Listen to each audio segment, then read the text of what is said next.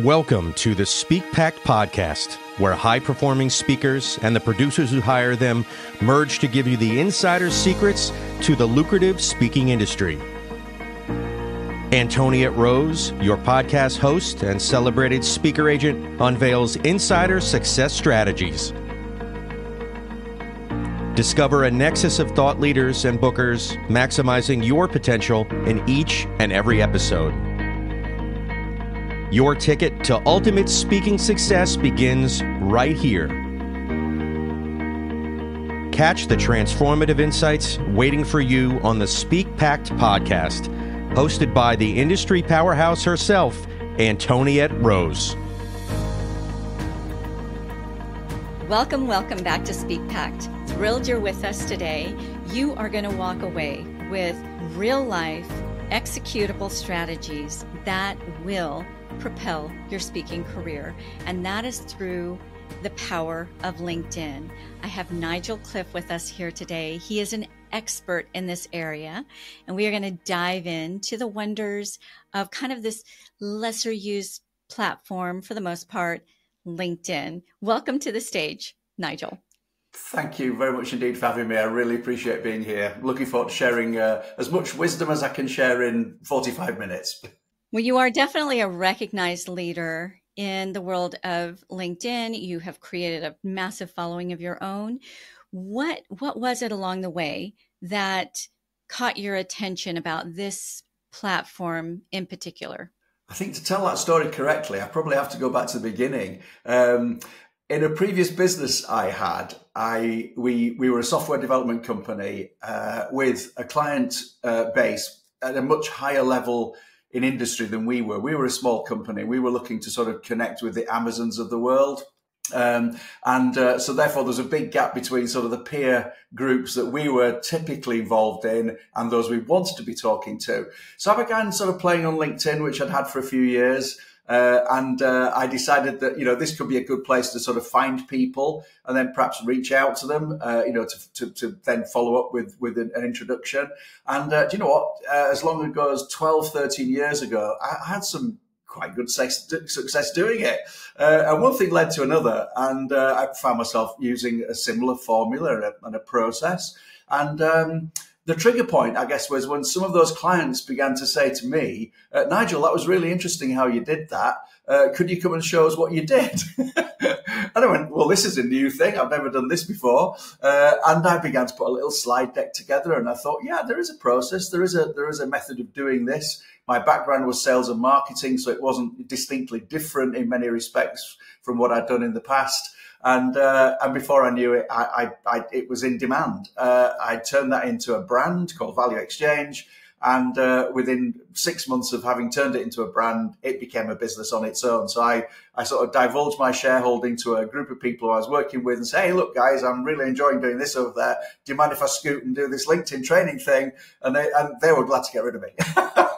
No, not really. One little thing led to another. And here we are sort of nearly 12 years later, me now having done LinkedIn training for certainly 10 plus years of that time. So it was by using it as a tool to build relationships, to start building trust in the early journey of a sales platform that allowed me to connect and reach out and build trust by engaging with people, by sharing valuable knowledge on the platform.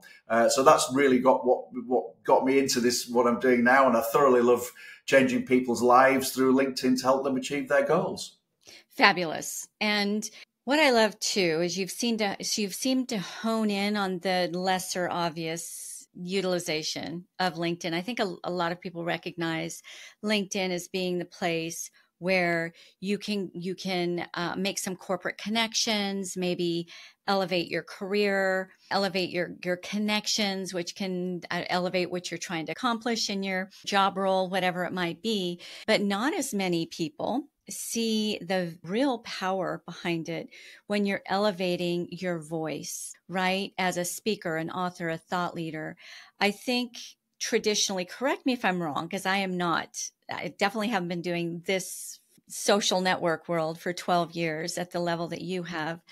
but in just my my journey, my now nearly 30 years of journey in the event production and then now speaker acceleration world, as a producer and then now an agency owner, I have seen that whereas maybe what used to be Twitter was the place to go and rub elbows with media professionals and event organizers and that kind of thing, since X came along and it's kind of lost its identity, all of that seems to me to have moved over to LinkedIn. And this is really, it's an undivided hub now, where it was kind of divided in this industry, in this space between maybe what was Twitter and LinkedIn. It feels like now it really is all LinkedIn. Doesn't mean you shouldn't be on Facebook, Instagram, TikTok, but if you're going to focus somewhere, this needs to be it. Am I right when it comes to speakers, authors, thought leaders, those kinds of professions?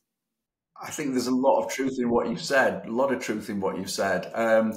Whether LinkedIn is a replacement for Twitter, probably not as people perceive Twitter or X to have been. But I think LinkedIn offers an extended platform, which in a sense you can tailor more to your needs. And I perhaps need to dig a little bit deeper on this one, Antoniette, just to explain it. So what happens on LinkedIn is, well, first out, many people describe LinkedIn as a place that's becoming like Facebook.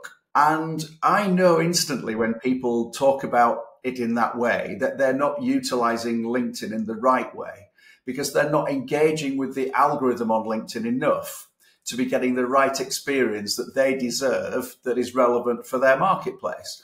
So I obviously I discount that comment straight away. So, you're not using LinkedIn enough because LinkedIn doesn't understand you yet. So once you actually do two things on LinkedIn, and I'll explain what both of them are, but the second of which is start engaging on the platform with relevant content that's benefiting you, that you're learning from. And when you're sharing content of your own through posting, newsletter, etc., or when you're commenting on other people's valuable posts, then the algorithm very quickly catches up with understanding, I understand what Nigel wants. He's in the world of marketing. He's in the world of sales. He's in the world of lead generation, building trust with an audience of the future. And then the algorithm fine-tunes the display, the homepage feed that you begin to get, they have the experience of. And not many people grasp this really important part of LinkedIn, that it's only when you engage that the algorithm can actually kick in and then give you an experience that's highly relevant to your interests. And you can serve that algorithm by yourself posting about relevant content that serves your industry needs, that's valuable to your audience, that's sharing your experiences, displaying your knowledge, your expertise, without overtly selling by doing so. You're really getting in front of a large audience of people who are really interested in what you have to say, because they too are being influenced by the algorithms where they show an interest in the things that you've got. And therefore the algorithms are kind of matching like types together by those who've got something to say about a topic and equally those who are interested about that topic. It stands to reason, doesn't it? Because LinkedIn wants you on that platform for as long as they can have your eyeballs. That's the metric of LinkedIn, like any social media platform, of course. So the more interesting and relevant they can make their platform to you and your time spent on it, the more you will come back to the platform. But you have a big hand in that by actually, displaying some strategy around your content engagement. Then you can really begin to influence those algorithms to get you a good experience too, and simultaneously put you in front of a really highly engaged and interesting audience. And what happens then over a period of time, and this can happen within a matter of a couple of months, really, but certainly 3, 6, 9 months and beyond, you create a community of interest around what you do.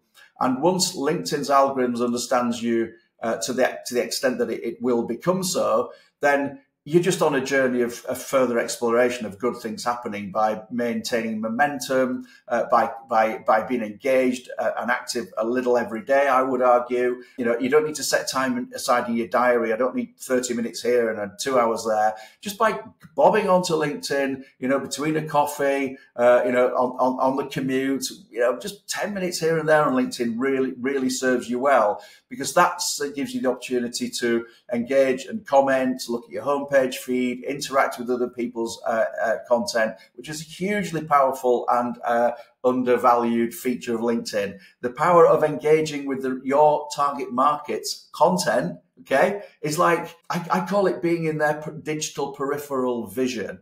Okay, what do I mean? Well, you're kind of on their circuit. You're in their space. Just the fact that you're commenting and actually reacting to what they're posting about, when you do it multiple times over a long period of time, when you're embracing that target audience's interest sector, then you're kind of in that space, and suddenly you become a welcome visitor in that space because your face is seen around quite a bit. It's like turning up at the bar. If you go in there once, you're a stranger, but by the time you've been 10 times, you're kind of comfortable. People are comfortable with you. It all relaxes a little bit, and off we go. It's very similar on LinkedIn. You're building that community of interest that are interested in you. You're engaging with them. You're like a new friend on the block. And when you get this right, it just serves you and serves you and serves you. I'm going to keep talking for a second. So let me explain, because I said that was a second part of an engagement strategy to make LinkedIn really work for you. So engagement and activities, that second part. The first part, which is highly essential before we really do the second, is this. It's to optimize your own LinkedIn profile. And many people fail to do that. They miserably fail to do it, which means that they're letting themselves down. The algorithms are not sure what they're interested in. People come looking, and I liken it to, they're looking in at your shop window when they visit your profile.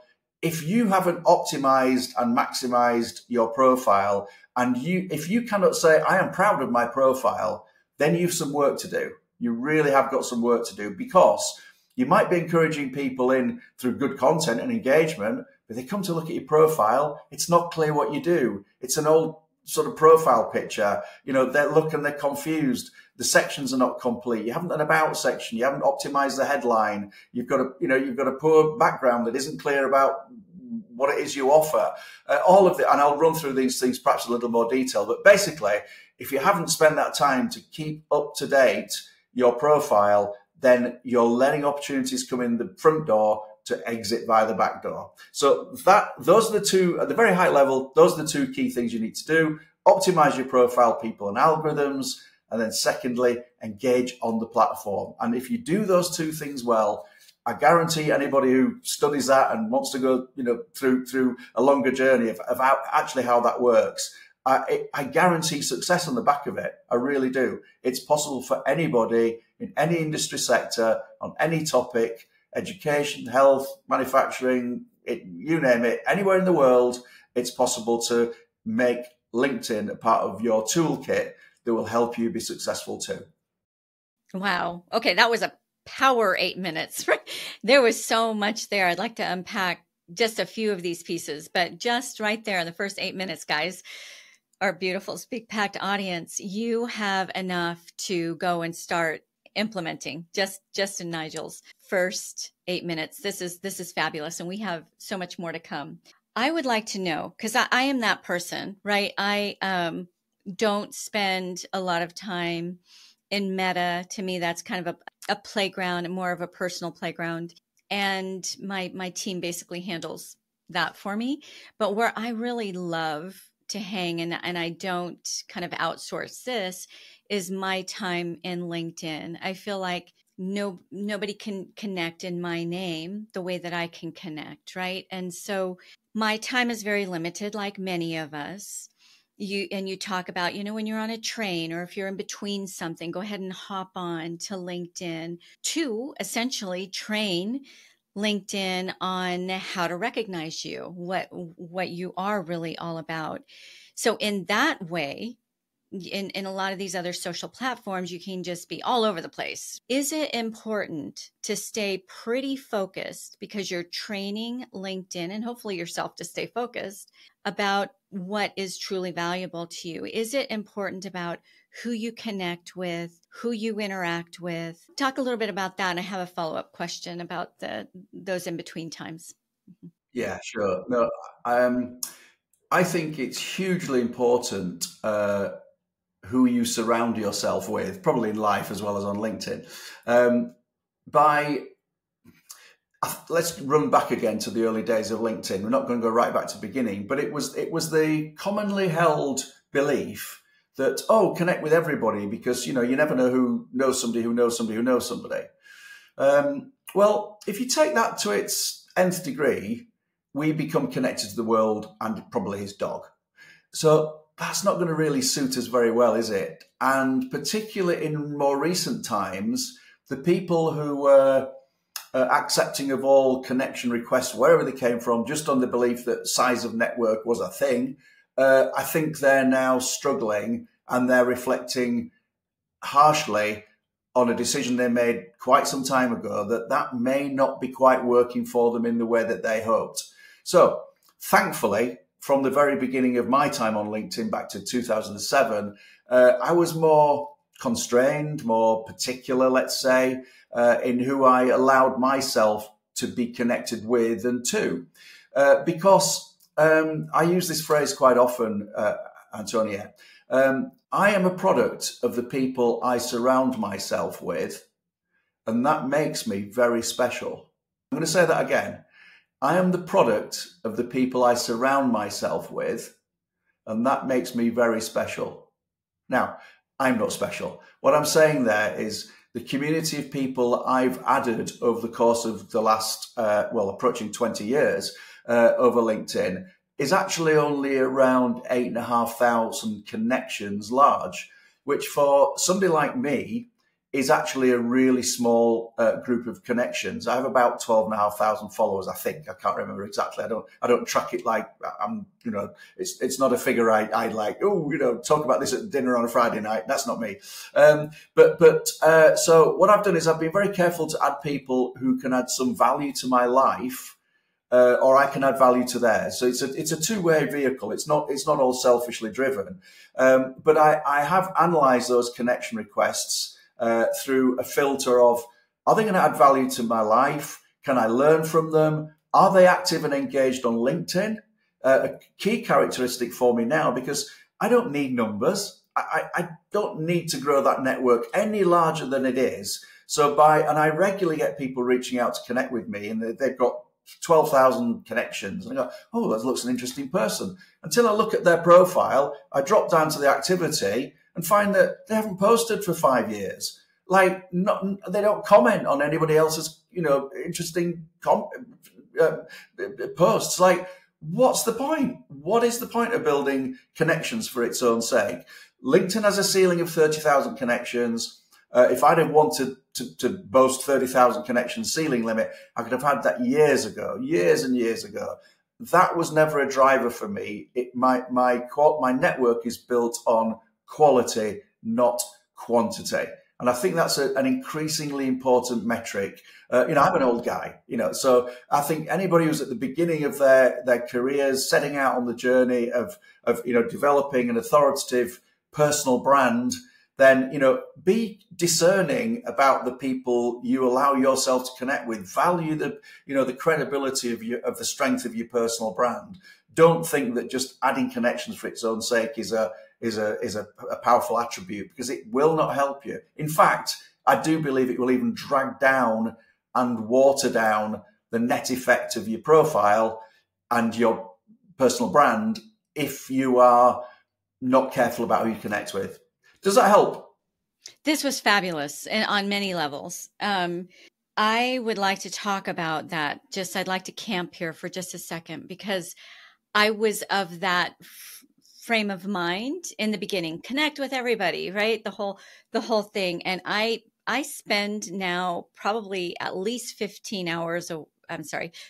minutes, 15 hours, if only I had that kind of time, but 15 minutes a week actually unconnecting with people from my earlier days in LinkedIn. And it's not because they're not fabulous people and fabulous connections, but I've decided what I'm at LinkedIn for. And I decided what I'm not at LinkedIn for. So for example, I'm an avid hiker. I love paddleboarding. I love the outdoors. I like the whole notion of van life, all of that.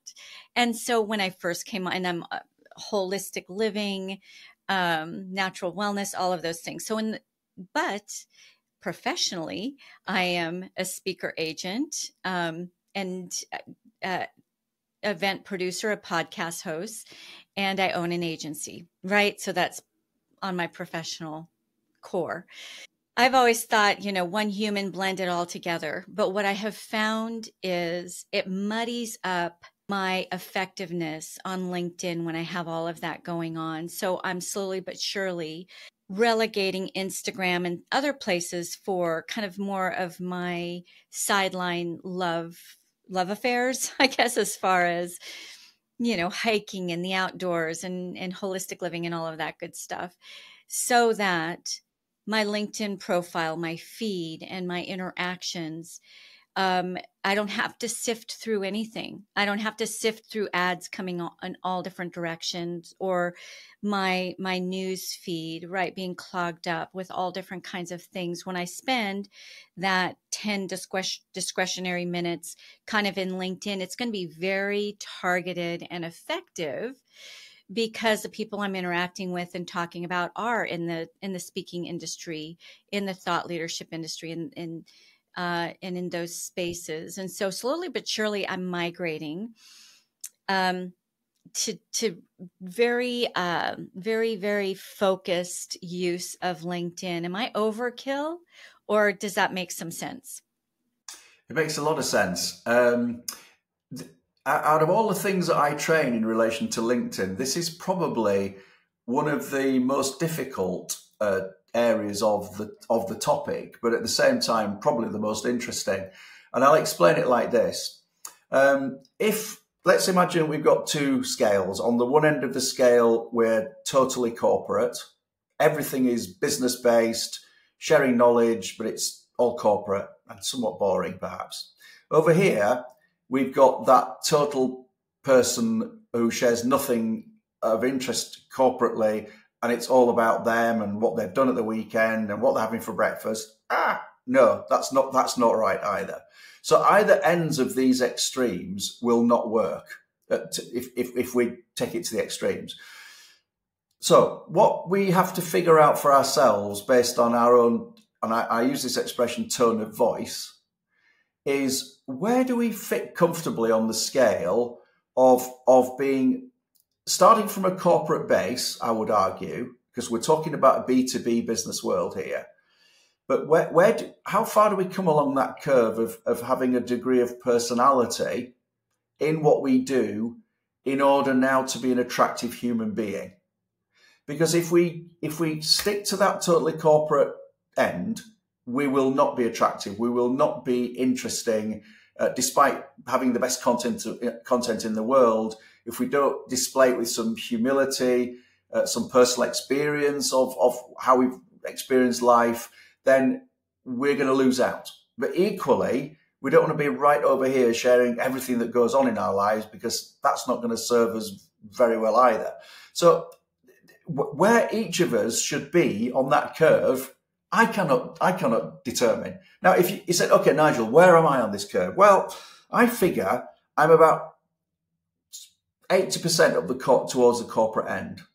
But at that point, I'm still adding a degree of personality to my posts and to my content. I don't take myself too seriously. I give lots of advice away for free all the time. I try to be humble. I'd hate the thought that anybody would think me arrogant. And therefore, coming across with these personality traits that are the authentic me, I think is really, really important. I don't pretend to be what I'm not. I am who I am. And either you like me and you think we can work together and I can add value to your life, or we don't. And that's fine too. but I'm true to myself and to my own beliefs first and foremost. And then I create that personality on LinkedIn. And if we're public speakers and thought leaders, we're probably already good at this. We know where we are on this journey. But for those who are less experienced, we're probably still finding that tone of voice. That's fine. Test, try things, see what works, see what feels comfortable. When you get comments on posts coming back, do they feel like the right conversations you'd be having with friends? And if they match that criteria, then you know you're reaching the right tone of voice for how you should embrace LinkedIn as a tool to be your authentic self, but with a business-to-business focus coming first. So that would be my answer to that question, Antoinette. Does that help again? Does that explain where I'm coming from? Absolutely, it did, and it actually placed in my vernacular some additional questions for you. So my first, I have a two-part question. My first part of my question is, in those 10 minutes of discretionary time, what is the best use of my time? Is it liking and sharing? Is it interacting in the comments? Is it asking for more connections? So that's the first part of my question. The second part of my question is with regards to who you connect with. How do I, as a speaker, connect with those kinds of people who are going to move the dial, help move who I can network and interact with and be of value to, but whom, also that connection is valuable. Let's say I'm a speaker who likes to speak to universities, or I'm a speaker in manufacturing, right? Just a two-part question there. Okay, so there's so many strands to that, but let me start with the answer to the second part first. Optimizing your profile will embrace some of the underpinning strategies that will make you successful. So, for example, using your example, if in your about section, you talk about, in my public speaking role, I'm frequently found talking at universities and in education sector, then you're defining both for the algorithm and for people looking in at you what it is you do. So that's a critical part of that path. The next part will be to find out where the people of authority for making decisions about purchasing your services, for example, where do they hang out? What groups might they be in on LinkedIn? What content are they engaging with? Looking at other people's content who share similar experiences as you will help you find communities of interest where people are already, at that bar talking about that topic. You've just got to use some intuition and start utilizing the platform in order to find where those communities are hanging out. Now, in order to do that, you might start with an existing customer. What is it my existing customer is saying about themselves on their LinkedIn profile that, for example, I could reverse engineer in a search on LinkedIn and potentially on Google to find more of the same. So if there are characteristics about your existing clients with whom you have already success, then why not, use the vocabulary, the phrases, the elements of what they're talking about in order to reverse that and search for it and find more people who are doing this. And then embracing yourselves inside those communities will have an organically powerful strength on something that happens on a journey of LinkedIn. In an early part of the journey, say you're young or you're new to LinkedIn, the journey is about outreach, and it's about what you might call an outbound strategy. So we're reaching out, we're trying to find people, we're looking for growing audiences of that type. There comes a point on that journey where having built that inertia, that momentum with the right audiences and the right people, the right connections, the algorithms kind of kick in and take over that. And now you have the opposite happening. People are wanting to connect and reach out and be in your tribe because you're an interesting person. You've got the experience. You're demonstrating knowledge.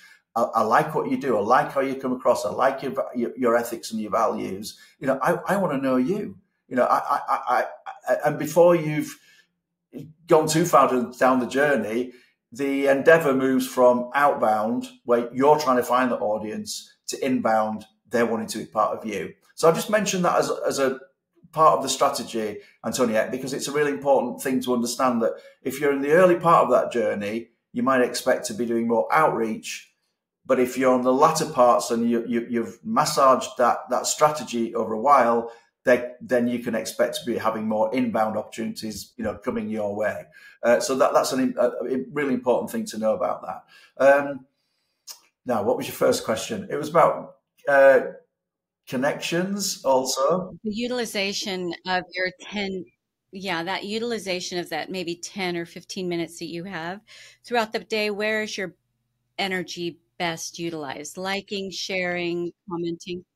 That's right. Yeah. But where should we spend that time? Okay.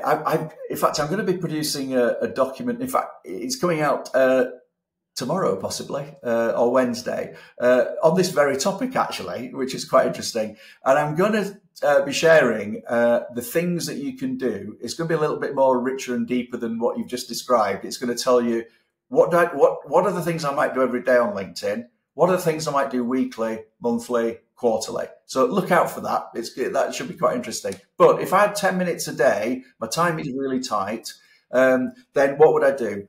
Well, first of all, I would look at notifications that are coming through from LinkedIn, because they almost drive my day, to be frank. If I'm active and engaged on content, both interacting with other people's content and potentially producing my own, then the interaction alone on that content can almost drive my 10 minutes out really, really powerfully, because it's things I'm interested in. LinkedIn is notifying me on the things I've commented on, engaged with, and I'm getting more of the same. I'm meeting more interesting people. So probably notifications is the most powerful place if you've got activity happening on LinkedIn. Beyond that, I will be looking at my homepage feed. What new material is coming there that I can engage with? So I will take a scroll down the page. Instinctively, after a while, you become familiar with what's interesting and what's not. And then if I find something interesting, I would positively engage by commenting on that post. That is the most powerful thing you can do. Commenting on a post, it feeds the algorithms with knowledge about what you're interested in. It pays tribute to the author of that content, that you've enjoyed it. You've got something to add to that content. A brilliant place to add your own experiences, initiatives, and then people are looking at you. So if other people comment on posts that I've commented on, LinkedIn will often say, hey, Antoniette has commented on a post you've commented on. You might like to go and check out her comment. I think, oh, what has that person said on this post that I'm already interested in? And, you're being introduced to new people on that journey just by commenting. So commenting is the most powerful thing you can do. A like is good. A reaction, one of the 5 choices of the reaction types we have is good if you're rushing, there's not a lot of time. You just want to kind of pay a small tribute to something that you've enjoyed or has made you think. There's the insight icon. There's things like that we can do. But if I was going to be trying to do this strategically with the minimum amount of time, probably notifications and engagement on those important people's posts, my target customers of the future, perhaps, industry-related content, industry around my skill set, would be the things I would do in those few minutes. There's a sort of short answer to answer the question really clearly about what I do in 10 minutes. Beyond that, of course, it would take a little bit longer for me each week to craft my posts and all sorts of things. So, yeah. That's really fabulous, Nigel, because that goes back to what you're actually doing on LinkedIn. Like, are you interacting in a way that's building your brand and making the kinds of connections related to your brand? If so, that's what's going to be in your notification feed.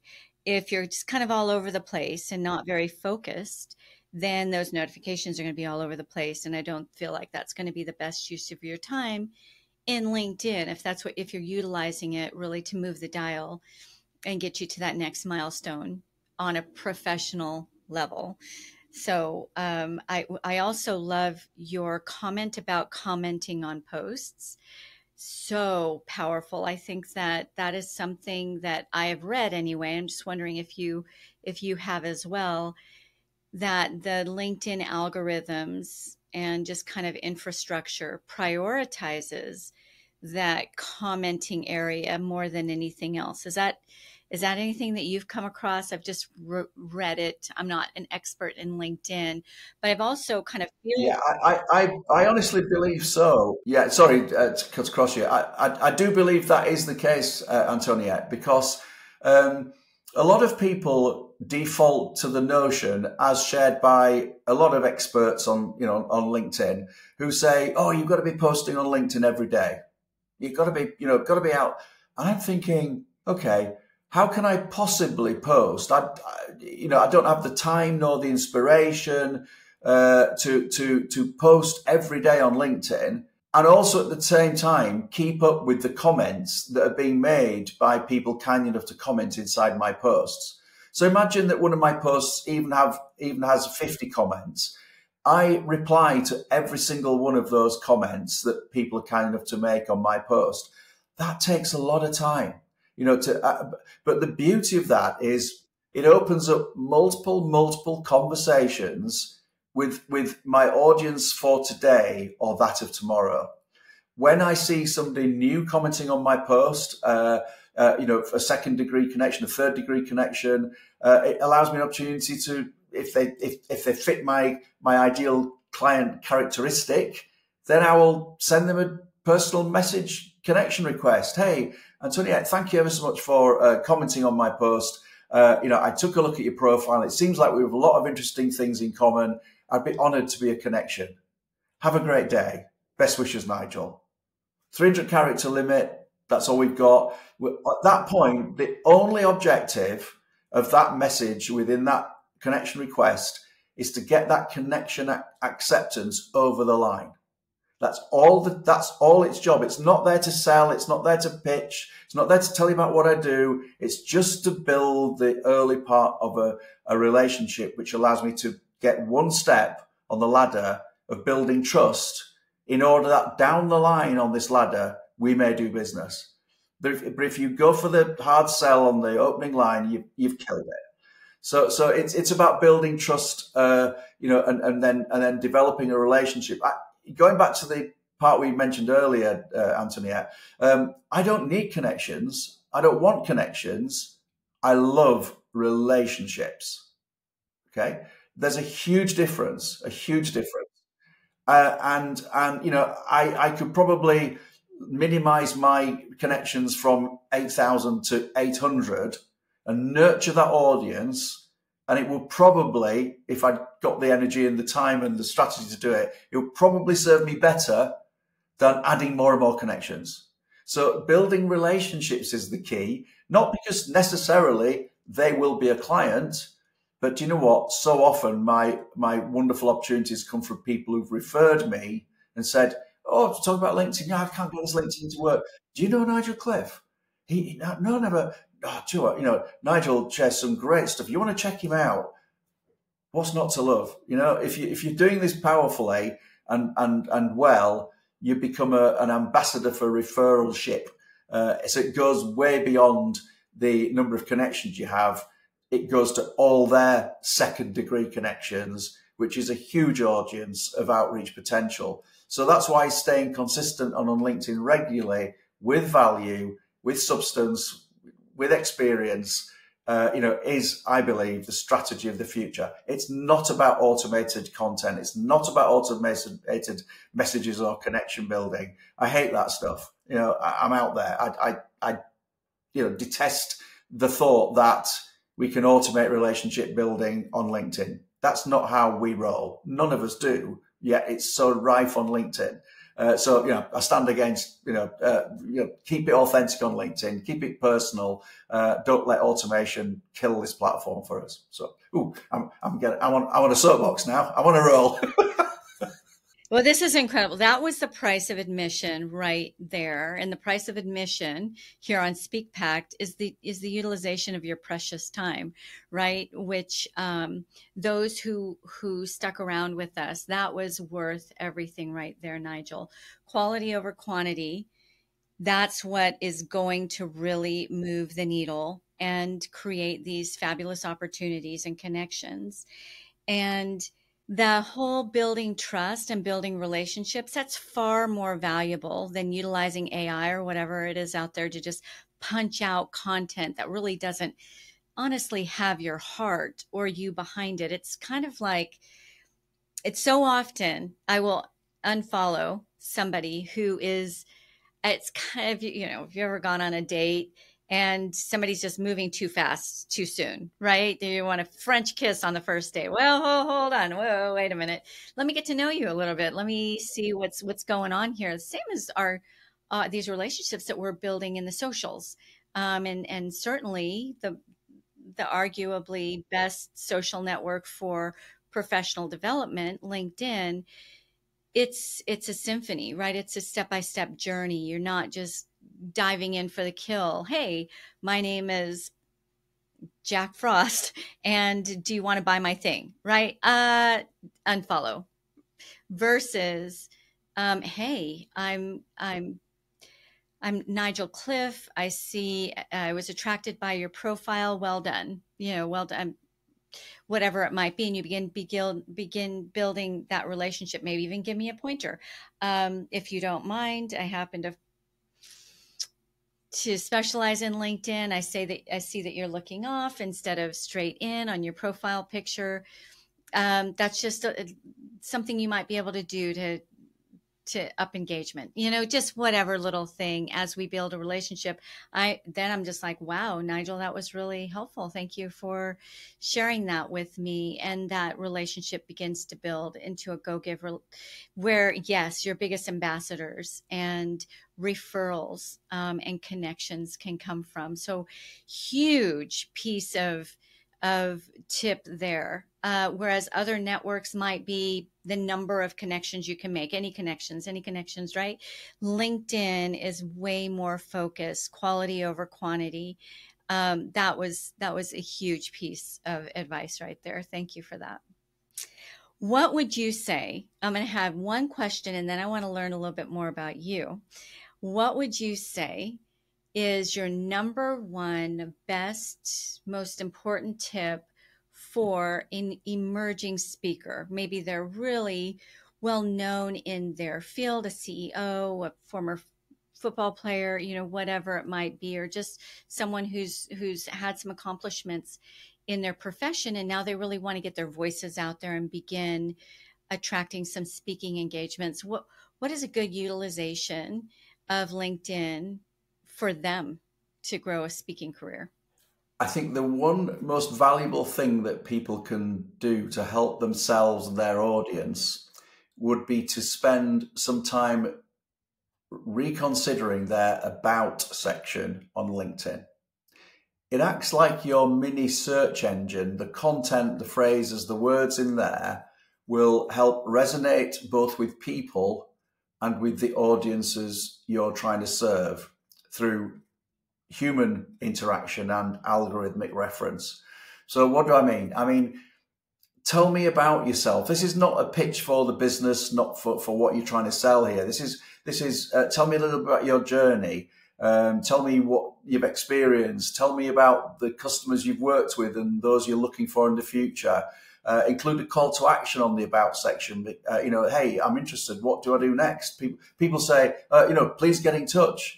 Well, if we're not first degree connections, I don't know how to get in touch because I can't see your contact details. So put your contact details in the about section, make it clear what you want to talk about. That helps narrow the audience down to the right inquiry, and give them the ways that they can get hold of you. Your website, your LinkedIn, obviously on LinkedIn, your website address, your email address, your telephone number. Why not? I want to be contacted by the audience. I don't want to put friction in that journey. Now we've got 2,600 characters to maximize, and that includes the spaces on the about section. I say utilize the whole lot. Leave no stone unturned in helping the algorithm understand you and people understand your value. And what you find, Antonia, is if you look at most people's about section, they do not deliver on that benefit. That they fail hugely on all of what I've just described. So if there was one thing to do, and it's not a 2-minute job to do it well, but the one thing I would suggest they do is go away and really consider how they can up the value of how they talk about themselves. Is it clear to somebody how you can help me? Is the call to action clear? Is it easy to get hold of me? And the rest begins to fall into place. That's just one thing you can take away to do. Fabulous. Okay. So if somebody doesn't want to tackle that on their own, is that something you help people with? And how can they get a hold of that LinkedIn guide that you're putting together? And aside from LinkedIn, is there somewhere else where people can find you? Well, my website is linkedintraining.co.uk. So that's linkedintraining.co.uk. That's pretty straightforward. Of course, I'm all over LinkedIn, so you can find me there, Nigel Cliff on LinkedIn. And those are the two places really to find me. I'm pretty easily findable. A quick Google of me, I think I come up fairly highly on Google. I sometimes compete with an opera singer, but I think you'll be able to distinguish me between me and him. No, thank you for asking. Yeah, that speaks a lot to the fact that you practice what you preach, right? You've got your website, but a real area of connection with you is on LinkedIn. And I just want to say, for those who are listening, maybe not viewing this interview, or might be out and about as they listen, Cliff. So Nigel's pretty straightforward. Nigel. Cliff is CLIFFE. So CLIFF, normal, with the E at the end. Yeah. So look him up. Definitely connect. Okay. As we wrap it up, there's so many more questions I have for you, but we're going to stay true to time and start wrapping with our signature question. This is Speak Pact. And together we with the Speak Pact audience, you and me with the Speak Pact audience, want to enter into a pact to make an even greater impact in the areas that we're entrusted to. How can we best utilize LinkedIn? What are some tactical things that we can do, even just one daily thing we might be able to do, where we can really accelerate that impact through the power of our voice? And when I say our voice, the things, whether it's written or verbalized, some of the power of our message. I think it goes back to something I've already shared, and that would be finding people who are talking about your area of expertise and commenting and being a part of those tribes. Be in those communities that are talking about your topic, where both, if you like, buyer and seller, I don't like that expression, but both parties are engaged in those conversations. So finding those audiences and being engaged in those tribes of influence is the most powerful thing you can do. That's a quick question I have for you as we close out, because I think that's such an underutilized area of LinkedIn. I'm subscribed to a bunch of newsletters. I've joined a lot of the different communities, but that's something I need to go back in, weed out, and actually get involved, a little bit more interactive with some of the newsletters and more interactive within some of these communities. How do you hone in on the communities that you're really going to invest yourself into? Because it's a go give, right? It's not just go in there and take. You want to give as well. Absolutely, it's about giving before getting. Stephen Covey's one of his 7 habits is put in before you take out kind of principle, and that's very true of LinkedIn. You can't expect to take something from anybody before you've contributed some value. So the very nature of a strategy on LinkedIn should be add value first, in order that you can ask for a small ask. So it really is about sort of investing in that community. One powerful thing that I find, and it's not unique to LinkedIn, but the value of having relationships with competitors, and I suspect this is the same in the speaker circuit, would be to embrace relationships with your fellow speakers, because they are connected to the communities that you will inevitably find valuable to you too. And also when sharing value and knowledge, there is no better way of doing that than to be commenting and adding value on a post that somebody else is talking about your subject matter, where you can add a perspective. Hey, those are really super points you made there, Antoniette. Did you consider this when you were creating that list of things that you've just shared? I often find that is of value to my audience, blah, blah, blah, blah. And somebody goes, that was interesting. You're crediting the author of the original content by commenting on that person's post. Tick. You're showing and demonstrating your knowledge, opening your wisdom to a whole new audience. Tick. There's no downside to this. So I think this is why we haven't gone into that in detail, but be willing and open to connect to industry people that have already cut the mustard. Is hanging on their shirt tails at the early part of that career is a great attribute. Over time, you become the people that they want to follow when you do this correctly. That was a fabulous piece of advice. I love that we're wrapping with that. I'm actually co-founder of Booking Agents Connect, and you would think this is, speaking industry is very highly competitive, right? Industry, and you would think it'd be a bit counterproductive. As a matter of fact, as many invitations, it's free, right? But as many invitations that I sent out to other agents, bureaus, speaking bookers, for every maybe 5, I'll get 3 no thank yous. Like they're just afraid, right? That somebody's going to steal some of their, clients or something. And it always kind of hurts my heart because they don't get it. They don't see the value in really linking in and connecting with peers. Really, really good one. Yeah. If you want to see if you want an example of how this works, just check out my LinkedIn profile and any of my posts. You will see a number of internationally renowned LinkedIn speakers contributing their thoughts, their skills, their experience, their knowledge to my content, and I do the same on theirs. And you may have heard of an expression: a rising tide lifts all boats. And that's what happens. We all benefit. We all gain from that experience of contributing to each other's material. So finding those tribes, as I keep coming back to that expression, where people are hanging out, talking about your content, is the most powerful piece of a strategy you can do to start being influential in that world as well. Otherwise, you're out on a different ocean. You're not playing where the cool guys are. You're trying to paddle in a small boat somewhere in your own little pond. That's not how it works. I strongly believe. But some people find that a difficult concept to grasp. I do know that. Well, that was a powerful way to wrap. Thank you. Thank you for bringing that to the table. And Nigel, thank you for your time today. It has been incredibly insightful. If our listeners just take even just a few of the pieces of strategies that you've shared with today, I think that they will see measurable difference in some of the results of their return on energy, right? Their ROE.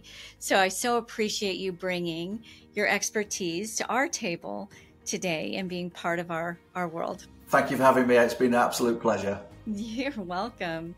For now, we're going to say ciao, ciao to our SpeakPact audience, and definitely same place, same channel.